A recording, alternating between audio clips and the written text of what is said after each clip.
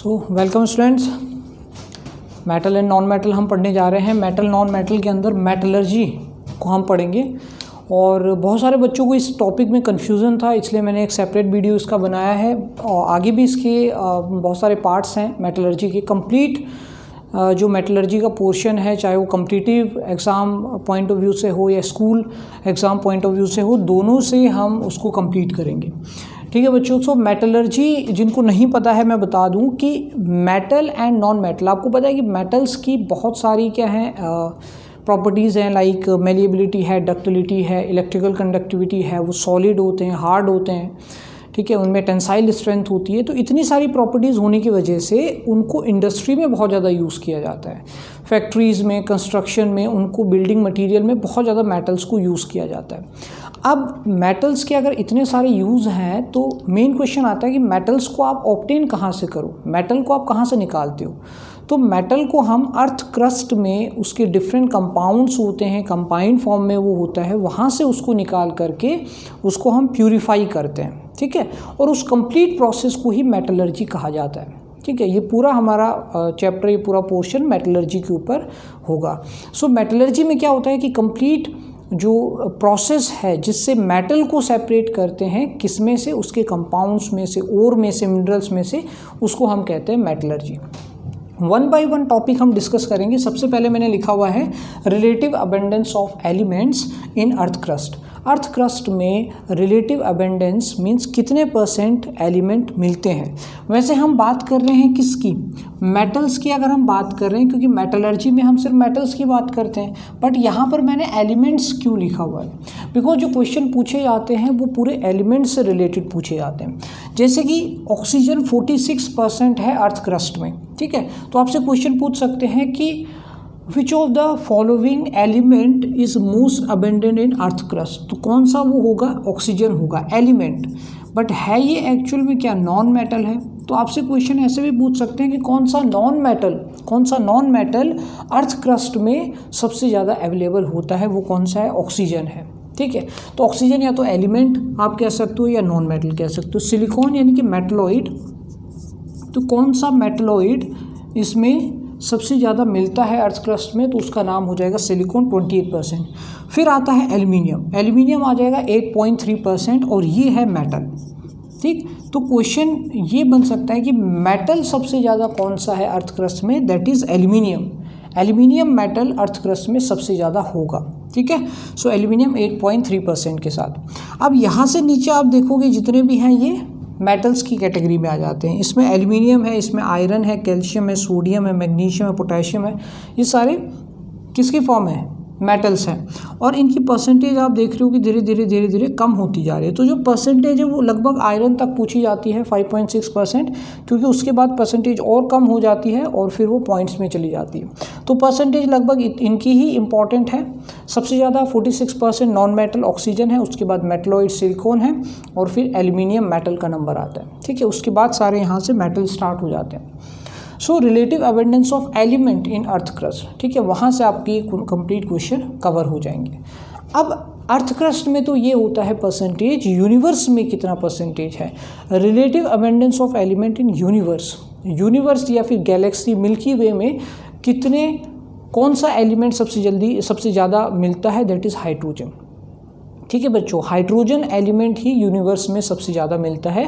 उसके बाद होगा हीलियम, उसके बाद ऑक्सीजन। देख रहे हो आप नॉन मेटल्स हैं, मोस्टली नॉन मेटल्स मिल रहे हैं। हाइड्रोजन है, हीलियम है, ऑक्सीजन है, कार्बन है, नियोन है, आयरन उसके बाद आ रहा है।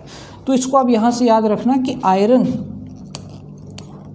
इसके बाद 6th नंबर पे आ रहा है मेटल, ठीक है। जो मेटल है वो 6th नंबर पर है। मेटल कितने नंबर पे है, 6th नंबर पे है। और उसके बाद फिर नॉन मेटल आ जाता है नाइट्रोजन, फिर सिलिकॉन आ जाता है मेटलॉइड। तो रिलेटिव अबंडेंस का अगर पूछा जाए यूनिवर्स के अंदर तो हाइड्रोजन गैस सबसे ज़्यादा है, फिर हीलियम है, फिर ऑक्सीजन है, फिर कार्बन है, इस तरह से। और मेटल आ रहा है आयरन 6th नंबर पर। बट अर्थ क्रस्ट में सबसे ज़्यादा ऑक्सीजन, उसके बाद सिलिकॉन और फिर एल्यूमिनियम, ठीक है। और एल्यूमिनियम वो पहला मेटल होगा अर्थ क्रस्ट में सबसे ज़्यादा, कितना, 8.3%, ठीक है। इससे रिलेटेड जितने क्वेश्चन आएंगे बन जाएंगे, तो इसको आप याद रखें। तो आगे इसमें हम बढ़ते हैं, ठीक है। अब इसके नोट्स जो हैं, इसके नोट्स में डिस्क्रिप्शन में एक लिंक है आपके लिए टेलीग्राम चैनल का, ठीक है। उस टेलीग्राम चैनल को आप ज्वाइन कर लेंगे तो वहाँ पर आपको PDF नोट्स कम्प्लीटली अपलोडेड हैं, ठीक है। प्रीवियस चैप्टर्स के भी हैं, केमिकल रिएक्शन के, एसिड बेस के, पीरियोडिक क्लासिफिकेशन के, वो आपको सारे मिल जाएंगे, ठीक है। ठीक है बच्चों, ये कंप्लीट हो गया। फिर तो आगे इसमें बढ़ते हैं। आगे आपको बताता हूँ कि एलिमेंट्स, अब हम एलिमेंट्स में सिर्फ मेटल्स की बात करेंगे, ठीक है, क्योंकि अब हम मेटलर्जी स्टार्ट कर रहे हैं तो हम सिर्फ मेटल्स की ही बात करेंगे। कंप्लीट इसमें स्कूल लेवल या फिर कॉम्पिटिटिव पॉइंट ऑफ व्यू से कंप्लीट इसमें करते हैं। सो अगला टॉपिक आता है कि जो मेटल्स होते हैं वो आपको किस किस फॉर्म में अवेलेबल होते हैं, ठीक है। अब ये तो पता लग गया कि इतने % मेटल होता है, इतना % इसमें ये वाला मेटल होता है, ठीक है। सबसे ज़्यादा अर्थ क्रस्ट में एल्युमिनियम है। तो अब वो मेटल किस फॉर्म में रहते हैं बच्चों? वो मेटल होते हैं 2 डिफरेंट फॉर्म में वो मेटल्स एग्जिस्ट करते हैं। कौन कौन सी डिफरेंट फॉर्म्स होंगी? एक उसमें से आएगा फ्री स्टेट, एक तो फ्री स्टेट या जिसको कहते हैं नेटिव, ठीक है। फ्री स्टेट होता है या नेटिव फॉर्म होती है, और दूसरा होता है combined state,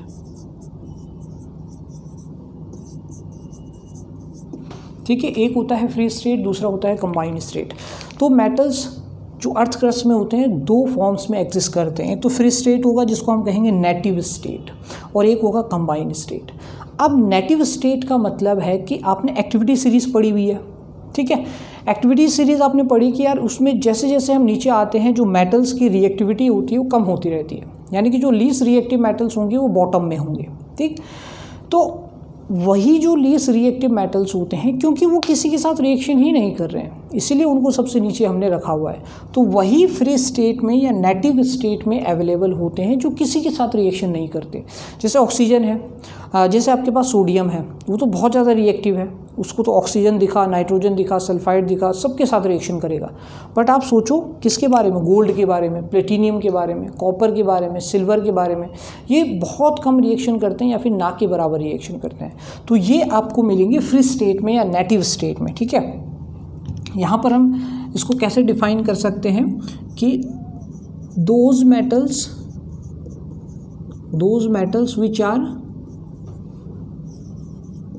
which are less reactive, ठीक है, विच आर लेस रिएक्टिव, वो आपको मिलते हैं फ्री स्टेट में। कौन कौन से होते हैं? गोल्ड होता है आपके पास सिल्वर होता है, आपके पास प्लेटिनियम इस स्टेट में आता है, आपके पास कॉपर इस स्टेट में आता है, ठीक है। तो ये लेस रिएक्टिव होते हैं, मतलब जो पुअर रिएक्टिविटी रखेंगे, जिनकी पुअर रिएक्टिविटी होंगी, जो किसी के साथ रिएक्शन नहीं कर रहे हैं, वो आपके फ्री स्टेट या नेटिव स्टेट में आपको मिलेंगे, ठीक है। आगे इसमें देखो कंबाइन में कौन से मिलेंगे? कंबाइन में मिलेंगे those metals which are very reactive, बहुत रिएक्टिव है। कुछ मेटल्स बहुत रिएक्टिव है, ठीक है, जैसे सोडियम है, पोटेशियम है, एल्युमिनियम है, कैल्शियम है, मैग्नीशियम है, जिंक है, वो बहुत रिएक्टिव है। तो वो उनको ऑक्सीजन मिला, उसके साथ ऑक्साइड बना दिया, उनको सल्फ़र मिला, सल्फ़र के साथ वो सल्फाइड बना देंगे, नाइट्रोजन मिला, नाइट्रेट बना लिया। तो ये सारे फॉर्म्स वो बना रहे हैं। तो इसमें कौन कौन से आ जाते हैं? जैसे इसमें आ जाता है सोडियम आ जाता है, पोटेशियम आ जाता है, एल्युमिनियम आ जाता है, जिंक आ जाता है, ठीक है, आपके पास मैग्नीशियम आ जाता है और आयरन आ जाता है, ठीक है, एक्सेट्रा एक्सेट्रा, आप इसमें कितने भी लिख सकते हैं। और कॉपर जो होता है वो दोनों साइड होता है, ठीक है। फ्री स्टेट में भी आपको कॉपर मिल जाएगा, कंबाइंड स्टेट में भी आपको कॉपर मिल जाएगा। तो कॉपर दोनों साइड आ जाता है, ठीक। तो कंबाइंड स्टेट में आप कह सकते हैं कि those metals which have very high reactivity, ठीक है। एंड नेटिव स्टेट में कौन से मिलेंगे? जिनकी रिएक्टिविटी बहुत कम होगी, जो बहुत कम रिएक्टिव हैं, गोल्ड है, सिल्वर है, प्लेटिनियम है एंड कॉपर है, ठीक है भाई। तो ये मेटल्स आपको 2 अलग अलग तरह से, 2 अलग अलग फॉर्म में आपको एग्जिस्ट यहाँ पर करेंगे, ठीक है। आगे देखते हैं। इतना क्लियर हो गया? इसको नोट करें फिर, ठीक है, वीडियो पॉज कर ले और ठीक है, वीडियो पॉज कर ले, स्क्रीनशॉट ले ले या नोट कर ले। नोट्स आपको कहाँ मिल जाएंगे? जो लिंक है टेलीग्राम का डिस्क्रिप्शन में दिया हुआ है, उस टेलीग्राम चैनल को ज्वाइन करके वहाँ पर आपको कंप्लीट चैप्टर्स के PDF नोट्स मिल जाएंगे, ठीक है। वहाँ से आप आसानी से डाउनलोड कर सकते हैं। चलो, बिकॉज प्रीवियस वो क्या था कि प्रीवियसली वो डाउनलोड नहीं हो रहे थे। प्रॉब्लम ये थी कि वो डायरेक्ट लिंक से डाउनलोड नहीं हो रहे थे, ठीक है। अब आगे हम डिस्कस करते हैं। आगे अपने पास एक टॉपिक रहता है मिनरल्स का, ठीक है। अब मिनरल्स क्या है? मेटल नेचुरली कौन सी स्टेट में, कंबाइन स्टेट में या फ्री स्टेट में नेचुरल सब्सटेंस की फॉर्म में वो मिल रहा है, उसको मिनरल कहते हैं। देखो डेफिनेशन, देखो डेफिनेशन इसकी हम बना सकते हैं कि दोज नेचुरल सब्सटेंसेस, ये डेफिनेशन बोर्ड एग्जाम के लिए इंपॉर्टेंट हो जाती है। Those natural substances in which metal is present in, या फिर आप लिख सकते हैं found in, metal is present in free state, जिसको कहते हैं नेटिव स्टेट, है ना। Metal is present in native state और कंबाइंड स्टेट, उसको हम कहेंगे मिनरल, ठीक है। उसको हम कहेंगे मिनरल, जिसमें मेटल आपको फ्री स्टेट में या कंबाइंड स्टेट में मिल जाएगा, दैट इज कॉल्ड मिनरल, ठीक है। अब मिनरल का मैं आपको एक एग्जांपल देता हूँ, फिर ये इसको हम समझते हैं। जैसे आपके पास यार एक एग्जांपल है Al2O3.2H2, ठीक है। इसको कहते हैं बॉक्साइट, ठीक, इसको कहते हैं बॉक्साइट। और आपके पास एक और एग्जांपल है Al2O3.SiO2(H2O)2, इसको कहते हैं क्ले। अब इन दोनों में क्या है कि इन दोनों से ही हम एल्युमिनियम को सेपरेट कर सकते हैं। हम इसमें से भी एल्युमिनियम निकाल सकते हैं, इसमें से भी एल्युमिनियम निकाल सकते हैं, ठीक है, कोई प्रॉब्लम नहीं है। इसमें से एल्युमिनियम निकालो चाहे इसमें से एल्युमिनियम निकालो, दोनों में से निकाल सकते हैं। बट प्रॉब्लम ये है, अगर आप क्ले में से एल्युमिनियम निकालोगे तो एक तो बहुत ज़्यादा पैसे खर्च होने वाले हैं, इकोनॉमिकली तो है ही नहीं हो, ठीक है। और दूसरा बहुत ही कॉम्प्लेक्स प्रोसेस होगी, बहुत टाइम कंज्यूमिंग होगा, और लास्ट में जो एल्युमिनियम मिलेगा वो बहुत कम मिलेगा, ठीक है। एक ये है। दूसरा बॉक्साइट में से आप निकालोगे तो वो आसानी से निकलेगा, कम पैसे खर्च होंगे, और एल्युमिनियम भी आपको अच्छी स्टेट में, प्योर स्टेट में मिलेगा, ठीक है, ज़्यादा क्वांटिटी में मिलेगा। तो फिर आप किसको प्रेफर करोगे? आप क्ले में से एल्युमिनियम निकालोगे या बॉक्साइट में से एल्युमिनियम निकालोगे? आप एल्युमिनियम निकालोगे बॉक्साइट में से। क्यों? क्योंकि वो इकोनॉमिकली भी है एंड ईजिली भी है, कन्वीनियंटली आप उसमें निकाल सकते हो, इकोनॉमिकली निकाल सकते हो, ठीक है। तो इंडस्ट्री में जो बड़ी बड़ी फैक्ट्रीज होती हैं उसमें इकोनॉमिक भी एक बड़ा फैक्टर होता है कि वो आसानी से एक तो निकले, ईजिली निकले, और कम पैसे उसमें खर्च करने पड़े, ज़्यादा क्वांटिटी में वो एल्युमिनियम अवेलेबल हो। तो इस तरह से हम कह सकते हैं कि ये दोनों ही मिनरल हैं, मिनरल दोनों हैं ये, ठीक है। ये दोनों ही आपके मिनरल हैं, ये भी मिनरल है तो ये भी मिनरल है। आपके पास बॉक्साइट भी मिनरल है, क्ले भी मिनरल है, बट जो ओर है वो ओर आपके पास कौन सा है? वो ओर है आपके पास बॉक्साइट, क्ले ओर नहीं है। मीन्स ओर कौन होते हैं? जिनमें से आप मेटल को आसानी से, कन्वीनियंटली, प्रॉफिटेबली आप मेटल को एक्सट्रैक्ट कर सकते हैं, उसको कहते हैं ओर, ठीक है। तो हम आपने क्या पढ़ा होगा? आपने रीजनिंग में पढ़ा होगा, ठीक है। आपने रीजनिंग में वेन डायग्राम तो पढ़े होंगे। तो इस तरह से ये बना दिया हमने मिनरल, ये मिनरल हो गया, और इसके अंदर कहीं पर ये इतना पोर्शन है ओर का, ठीक है, और ये पोर्शन है मिनरल का। तो क्या मैं इसमें कंक्लूजन ऐसे लिख सकता हूँ?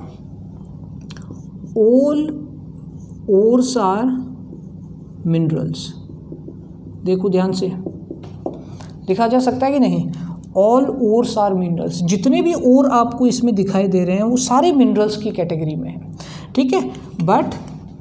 But all minerals are not ओर।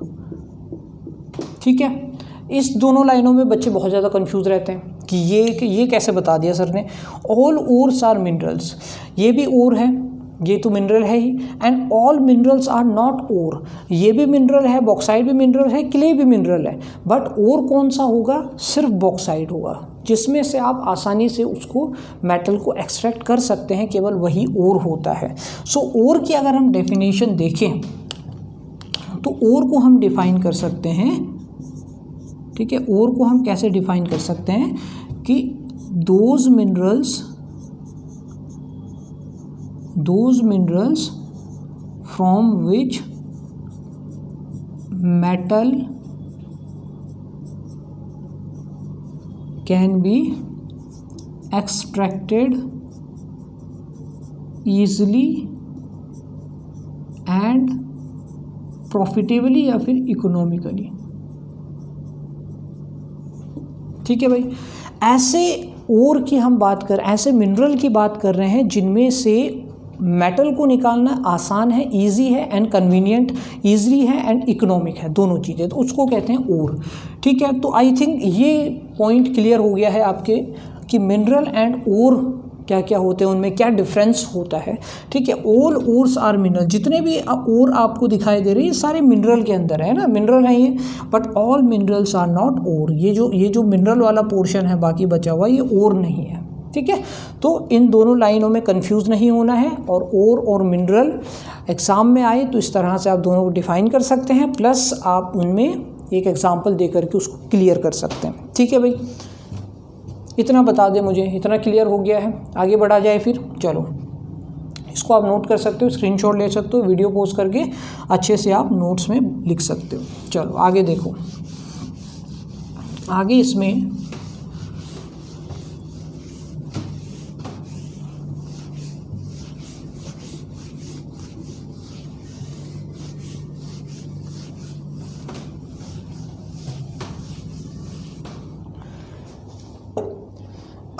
क्या आता है, हमने पढ़ लिया कि रिलेटिव अबंडेंस क्या क्या होती है मेटल्स की। हमने पढ़ा कि मेटल्स कौन कौन सी फॉर्म्स में होते हैं, फ्री स्टेट में होता है, कंबाइन स्टेट में होता है। उसके बाद हमने पढ़ा यार उसकी जो मिनरल होते हैं, ओर होते हैं, उनमें क्या क्या डिफरेंस है। आगे हम पढ़ने जा रहे हैं टाइप्स ऑफ ओर।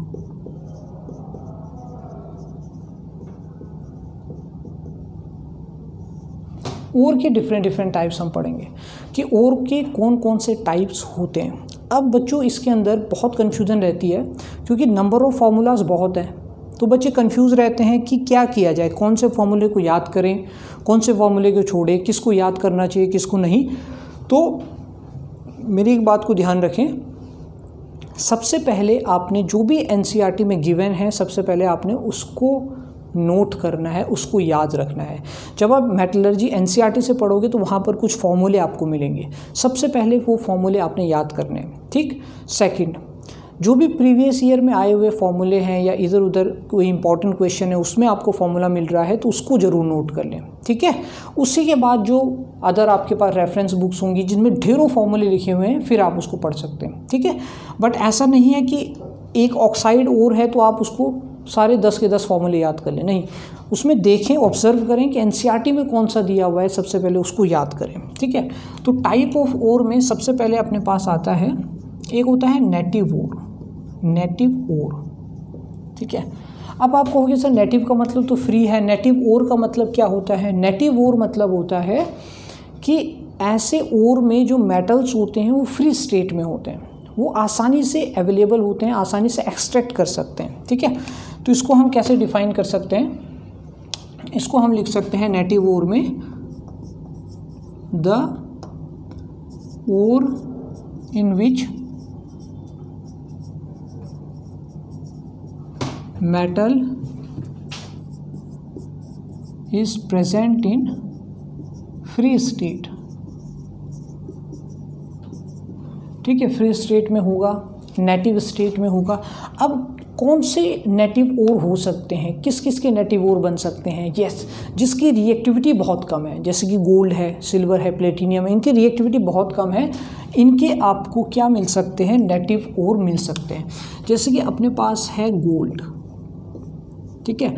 अब आपको ये ढूंढना है जियोग्राफिकल लोकेशन, आपको ये पता होनी चाहिए कि यहाँ पर इस रिवर बेड में, जो रिवर बेड होता है, जो रिवर का बॉटम होता है, वहाँ पर ये गोल्ड आपको मिल रहा है। ठीक है, आपको ये लोकेशन पता होनी चाहिए। आप वहाँ पे जाओगे, आप माइनिंग करोगे, आप उसको बाहर निकालोगे, बट जो गोल्ड में इम्प्योरिटीज़ होंगी, इम्प्योरिटीज़ केमिकली कंबाइंड नहीं है, क्योंकि केमिकली कंबाइंड कैसे हो सकती हैं, क्योंकि गोल्ड तो अनरिएक्टिव है।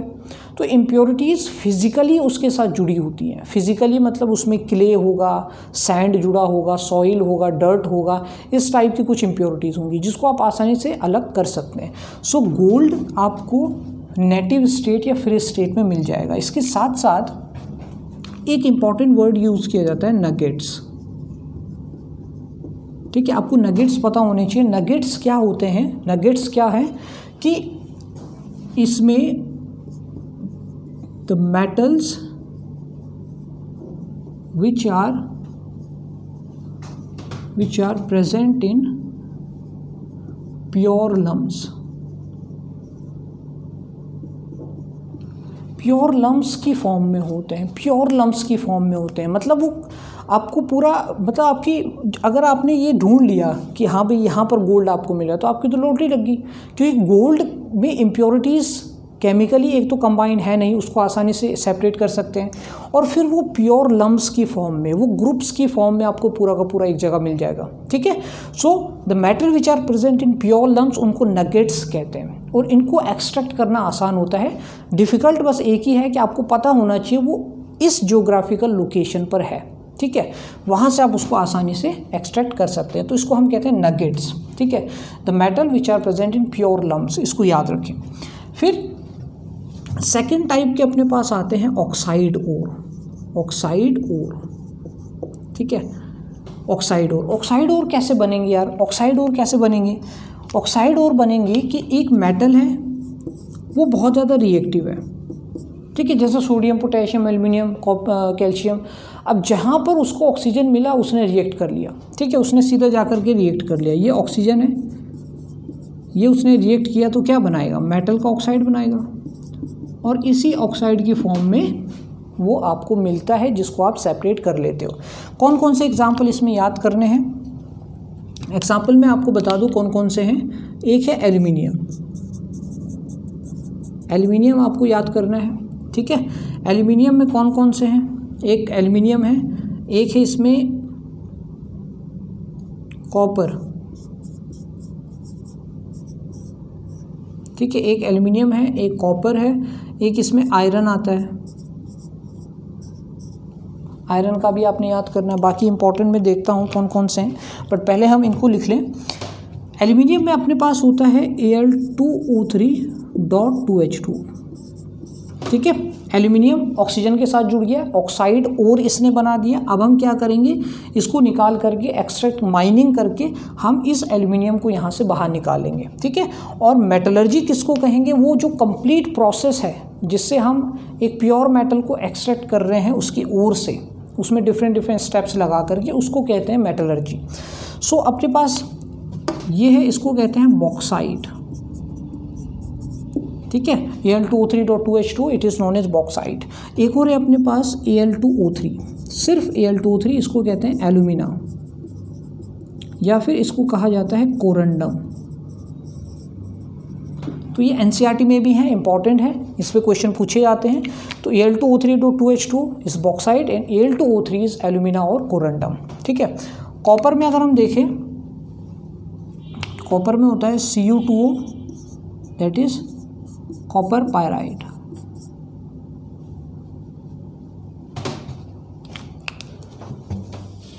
इसमें इंपॉर्टेंट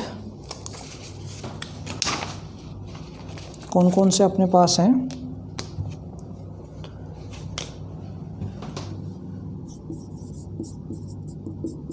ठीक है, Cu2O, क्यूप्राइड आपने इसमें याद रखना है। अब आगे इसमें आता है आयरन। आयरन का इंपॉर्टेंट है, आयरन में आता है Fe2O3। Fe2O3, Fe2O3 आप देख रहे हो आयरन की वैलेंसी कितनी है? 3 है, मतलब ये फेरिक है, फेरिक ऑक्साइड है। इसको कहते हैं हेमेटाइट। हेमेटाइट, TIT, इसको हेमेटाइट कहते हैं। ठीक है, एक और अपने पास आता है Fe3O4। अब आप कहोगे सर ये ना तो FeO है, ना तो फेरस ऑक्साइड है, ना फेरिक ऑक्साइड है, ना तो ये Fe2O3 है, ना ही FeO है। अब ये है क्या? इसमें आता है अपने पास, कैसे बनेगा? ये बनेगा FeO प्लस Fe2O3, ये इन दोनों से मिलके बनेगा। FeO भी होगा, Fe2O3 भी होगा, दोनों होंगे। और इसमें इसको कहते हैं मैग्नेटाइड। ठीक है, ये मैग्नेटाइड होगा आपका, ये FeO भी होगा, Fe2O3 भी होगा, मैग्नेटाइड होगा। ठीक है, इसमें ये आयरन सेकेंड ऑक्साइड होता है, आयरन थर्ड ऑक्साइड होता है। तो हेमेटाइड आ गया आपके पास Fe2O3 एंड मैग्नेटाइड हो गया Fe3O4 that is FeO plus Fe2O3। ठीक है, मैग्नेटाइड। ये इतना क्लियर हो गया। ठीक है, इसमें आगे अपने पास एक जिंक का आता है, एक जिंक का रह गया, वो मैं आपको बता देता हूँ। एक इसमें जिंक का आता है। ठीक है, एक जिंक का यहाँ पर फॉर्मूला रहता है, वो है ZnO दैट इज जिंकाइट। ठीक है, ये कौन से हैं? ये सारे इंपॉर्टेंट फॉर्मूलेज हैं जो आपको NCERT में गिवन है। ठीक है, जो प्रीवियस ईयर में पूछे हुए हैं। तो ZnO क्या होता है? जिंकाइट होता है। एल्यूमिनियम दो आपने याद रखने हैं, bauxite and alumina, Al2O3 corundum. Copper आपके पास क्यूपराइट होता है, Cu2। आयरन आपके पास दो आते हैं, हेमेटाइड, मैग्नेटाइड। मैग्नेटाइड में ये दोनों जुड़ जाएंगे, FeO प्लस Fe2O3, और जिंकाइट में ZnO आ जाएगा आपके पास। इसमें इसके अलावा तो एल्यूमिनियम, कॉपर, आयरन और जिंक, यस, ये चार आपने अच्छे से याद रखने हैं। ठीक है, ये NCERT में गिवन है, ये प्रीवियस ईयर्स में पूछे हुए हैं, कॉम्पिटिटिव ईयर में पूछे हुए हैं। ठीक, तो इसको आप नोट कर लें। इसके बाद हम नेक्स्ट अगली कैटेगरी पे चलते हैं। ठीक है भाई, नोट हो गया, वीडियो पोस्ट करके आप इसको नोट कर सकते हैं। ठीक, अगली कैटेगरी में चलते हैं।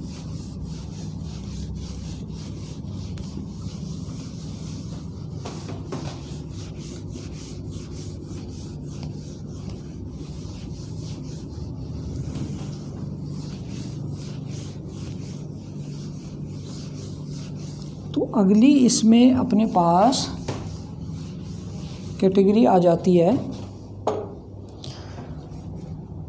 अगली कैटेगरी अपने पास बनती है third, that is sulphide ore.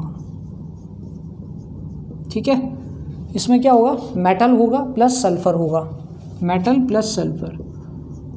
Metal था सल्फर के साथ, यानी सल्फाइड के साथ वो जुड़ गया, उसने क्या बना दिया? मेटल सल्फाइड बना दिया। इंपॉर्टेंट कौन कौन से हैं? इंपॉर्टेंट कौन कौन से हैं इसमें, वो मैं आपको बता देता हूँ। इसमें एक तो आता है जिंक का, इंपॉर्टेंट आता है सल्फाइड, एक आता है लेड का सल्फाइड, एक आता है मरकरी का सल्फाइड, एक आता है कॉपर का सल्फाइड। ठीक है, हाँ, इसमें आगे जिंक में आता है ZnS that is zinc blende.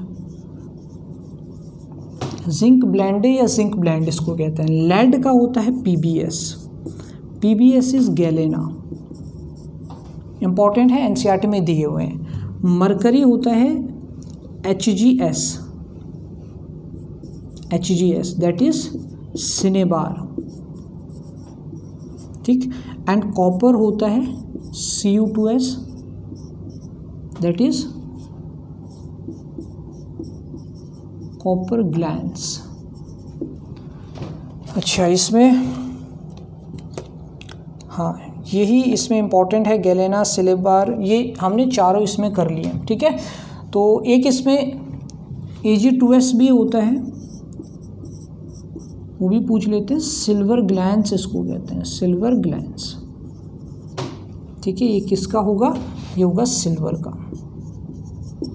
तो इतना कंप्लीट हो गया। ZnS जिंक का, ZnS known as zinc blende, और लेड का आता है PbS known as galena, mercury का होगा HgS सिनेबार, कॉपर को होगा Cu2S कॉपर ग्लैंस, और सिल्वर आएगा सिल्वर ग्लैंस Ag2S। ठीक है भाई, तो ये सल्फाइड के हैं, वेरी इंपॉर्टेंट, बिकॉज सल्फाइड में एक अलग कैटेगरी हम पढ़ेंगे आगे।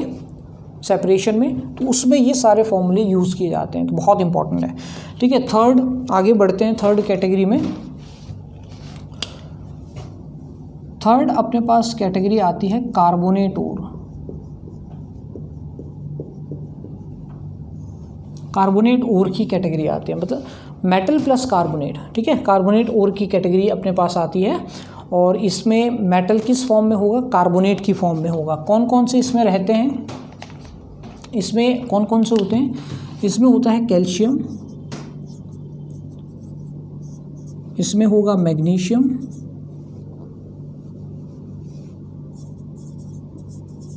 ठीक है, इसमें होगा जिंक कार्बोनेट, और इसमें होगा कैल्शियम एंड मैग्नीशियम बोथ। ये चार इसमें आपको मिलते हैं। क्या क्या इनके फॉर्मूले हैं, इनके फॉर्मूले अगर हम देखें तो कैल्शियम आ जाता है CaCO3 known as limestone.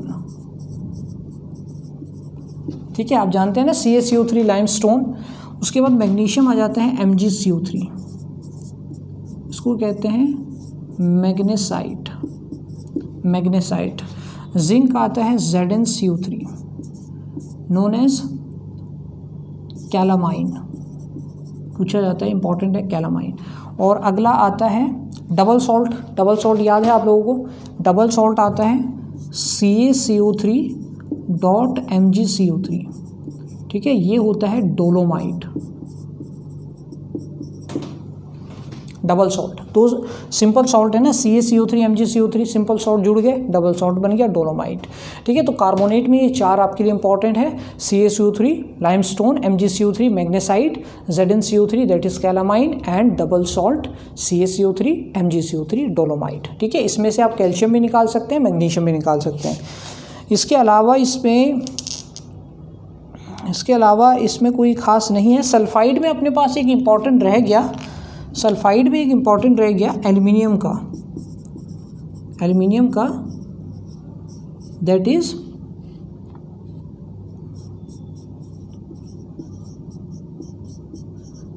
Na3Al(F6) cryolite, इसको क्रायोलाइट कहते हैं। Na3Al(F6) आगे इसका यूज़ होगा प्यूरिफिकेशन में, क्रायोलाइट इसको कहते हैं। एल्युमिनियम यहाँ से हम एक्सट्रैक्ट कर सकते हैं। तो ये सल्फाइड की कैटेगरी इंपॉर्टेंट है काफ़ी। कार्बोनेट में calcium magnesium zinc and calcium magnesium both आप कहाँ से निकाल सकते हो, डोलोमाइट से। ठीक है भाई, तीन कैटेगरीज हो गई। चौथी कैटेगरी करें फिर,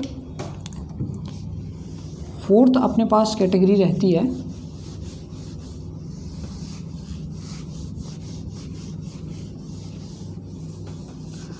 अब आपने एक पढ़ा होगा कि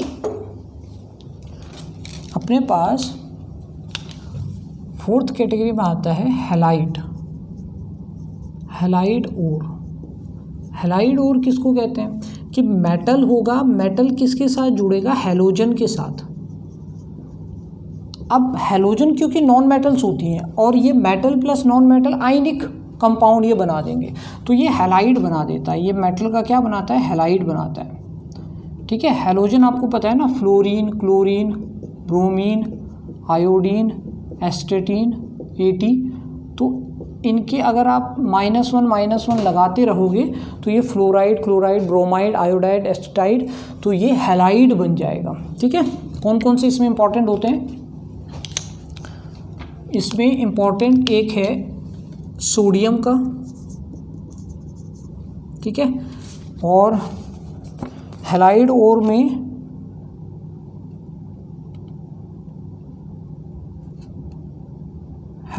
में अपने पास सिल्वर का है। ठीक है, तो सोडियम है और सिल्वर का अपने पास है। सोडियम का इसमें रहता है, सोडियम रहता है NaCl की फॉर्म में, जिसको हम कहते हैं रॉक सॉल्ट। ठीक है, इसको क्या कहेंगे, रॉक सॉल्ट कहेंगे। सोडियम किस फॉर्म में होगा, रॉक सॉल्ट की फॉर्म में, और सिल्वर होगा AgCl। ठीक है, इसको कहते हैं हॉर्न सिल्वर। ठीक है, हॉर्न सिल्वर। और एक जो मैंने आपको प्रीवियस लिखाया था Na3Al F6, क्योंकि फ्लोरीन के साथ बन रहा है, इसको आप सल्फाइड में ना लिखें, वो गलती से मैंने सल्फाइड में लिख दिया, सल्फाइड में ना लिखें, उसको आप यहाँ पर लिखें, ठीक है, इसको आप यहाँ पर लिखिए। किसका है ये? एल्यूमिनियम का है, एल्यूमिनियम, और इसको कहते हैं क्रायोलाइट, ठीक है। इसको आप सल्फाइड से कट कर दें, सल्फाइड तो है नहीं ना उसके अंदर, Na3Al F6, ये फ्लोरीन की वजह से इसको हम कहाँ लिखते हैं? हैलाइड में लिखते हैं, तो इसको क्रायोलाइट कहते हैं, Na3Al F6, इसको आप यहाँ रखें। तो सोडियम सिल्वर का AgCl हॉर्न सिल्वर और एल्यूमिनियम का क्रायोलाइट, ठीक है, ये तीन आपके हैलाइड ओर में आते हैं, ठीक है। एक लास्ट कैटेगरी आपके पास रहती है, दैट इज नाइट्रेट ओर, ठीक है, और इसमें आते हैं आपके पास सोडियम, सोडियम का आता है आपके पास sodium nitrate, sodium nitrate NaNO3, ठीक है, NaNO3 रहता है, इसको कहते हैं Chile saltpetre, Chile saltpetre. और एक आपके पास होता है पोटेशियम का, पोटेशियम होता है KNO3, ठीक है, और ये KNO3 आपके पास होता है इंडियन सॉल्ट पीटर। तो ये आपके पास नाइट्रेट ओर होते हैं, दो ही इंपॉर्टेंट है इसमें, चिली सॉल्ट पीटर है और इंडियन सॉल्ट पीटर है, NaNO3 एंड KNO3, ठीक है। KNO3 को कहते हैं इंडियन सॉल्ट पीटर और NaNO3 हो जाता है चिली सॉल्ट पीटर, ठीक है। तो अपने पास ये फिर 5 कैटेगरीज बन जाती हैं ओर के टाइप की, ठीक है। नेटिव ओर आ जाता है इसके अंदर ऑक्साइड ओर आता है, कार्बोनेट ओर आता है, सल्फाइड ओर आता है, ठीक है, इसके अंदर हैलाइड ओर आता है, नाइट्रेट ओर आता है। तो ये इस तरह से इसमें कैटेगरीज बन जाती हैं, ठीक है। तो ये फॉर्मूले आपने सारे याद रखने, नेक्स्ट क्लास में जब हम पढ़ेंगे तो हम इससे आगे कंटिन्यू करेंगे। तो आपको इतना ये फॉर्मूले कंप्लीट याद होने चाहिए, ठीक है। उसके बाद ही हम नेक्स्ट लेक्चर में प्रोसीड करेंगे, जिसमें हम मेटलर्जी को स्टार्ट करेंगे। उसके स्टेप में आपको बताऊंगा किस तरह से मेटलर्जी को कर सकते हैं, ठीक है भाई। तो आई होप ये इतना क्लियर हो गया है। इसके नोट्स आपको एक लिंक नीचे डिस्क्रिप्शन में है टेलीग्राम चैनल का, वहाँ से आप उसको ज्वाइन करके, चैनल को ज्वाइन करके आप वहाँ पर नोट्स आपको PDF फॉर्म में सारे अवेलेबल हो जाएंगे, ठीक है। तो भाई वीडियो अगर समझ में आ रही है, पसंद आ रही है, तो इसको लाइक वाइक कर दें, ठीक है।